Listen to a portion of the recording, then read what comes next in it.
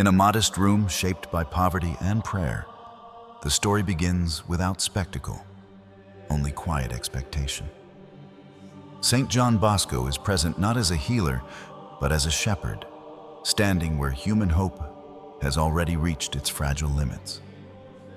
The child has never known color, never traced a face with sight, only with memory and touch. Darkness has been his normal, not feared but accepted, until this moment gathers weight, as if something unseen is preparing to cross a boundary. St. John Bosco observes silently, his eyes attentive yet restrained, carrying neither urgency nor doubt. His presence communicates assurance rather than promise, the kind formed by years of obedience, where faith has learned to wait without demanding explanation. Around them, the room feels unusually attentive, walls and air sharing the hush. No one speaks loudly, not out of fear, but because something deeper than sound has entered, suggesting that heaven does not announce itself before arriving. The child's breathing slows as if guided by another rhythm.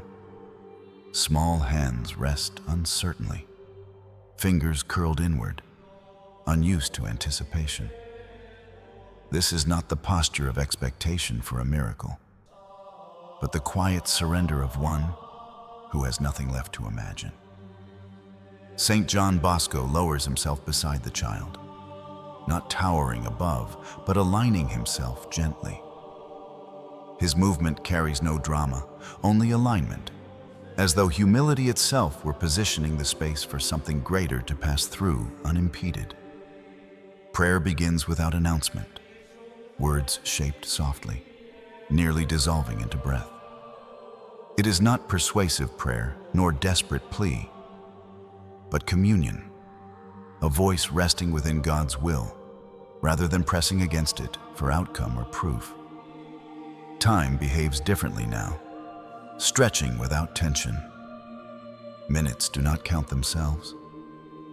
Those watching later struggle to recall duration, only the sense that the moment had stepped outside ordinary measurement, governed by another authority entirely.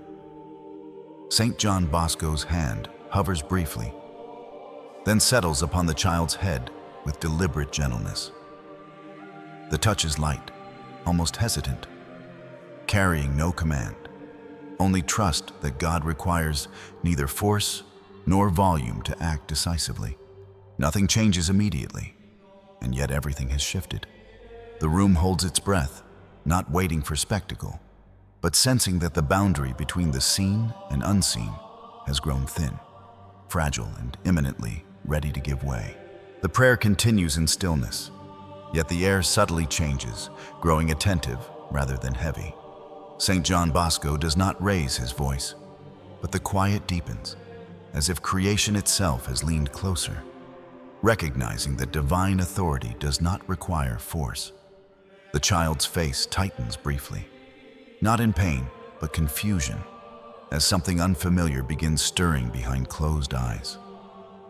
His breathing shifts, uneven at first, while St. John Bosco remains unmoving, hands steady, posture surrendered, allowing God's work to unfold unassisted.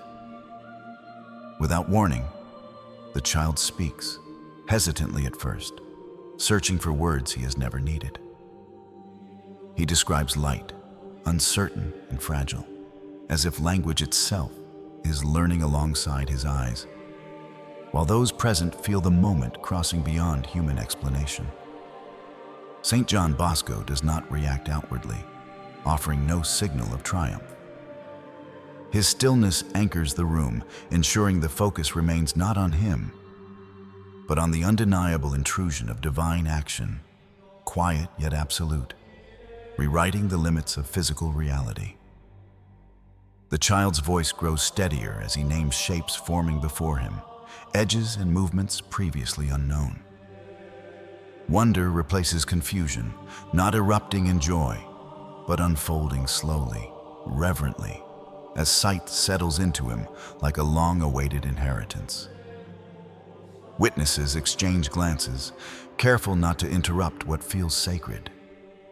No one dares touch the moment. Sound itself seems restrained, as if heaven has briefly claimed authority over noise, gesture, and disbelief, commanding reverence rather than astonishment.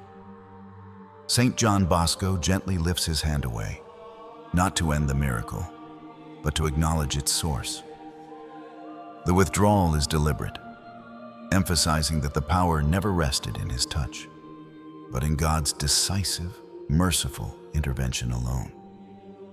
The child now speaks with clarity, naming colors hesitantly yet correctly, as though sight arrives with instruction already written into his soul.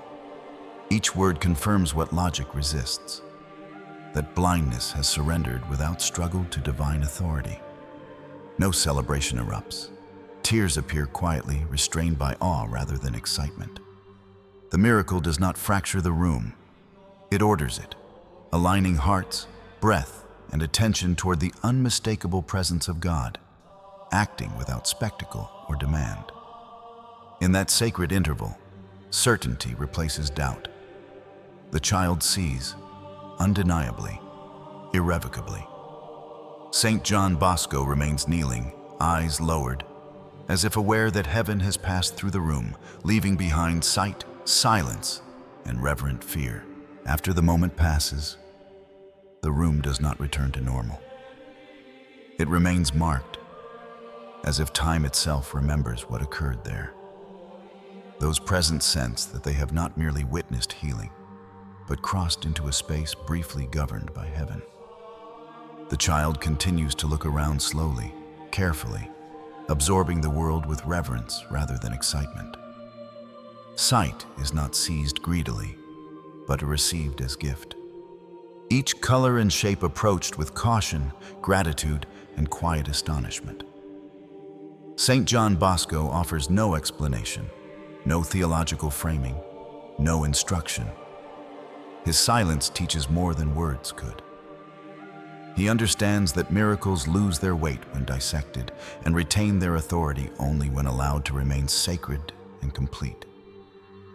Witnesses later recall not shock, but clarity. The miracle settles into memory without distortion, anchored by calm rather than chaos.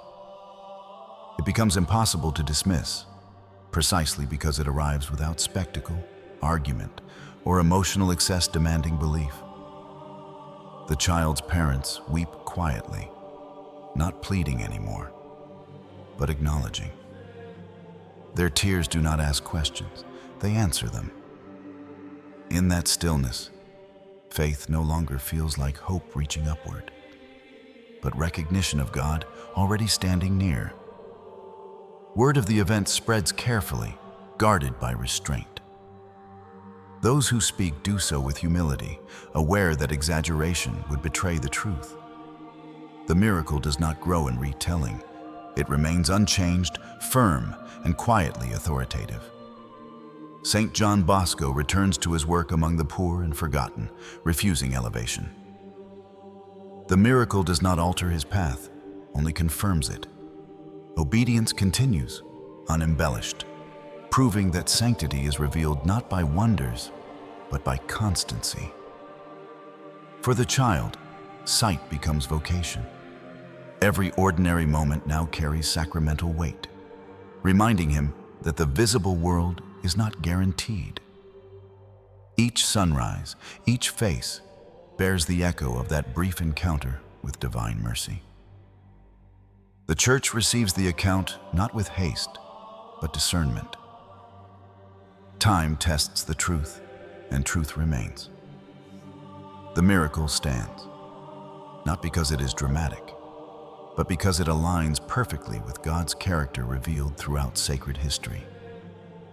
The story concludes without closure, inviting reverence rather than resolution. What God opened, no explanation can fully contain. The child sees. Faith deepens. Heaven intervened, gently, unmistakably. Hearts bow inward. And only one response remains. Amen.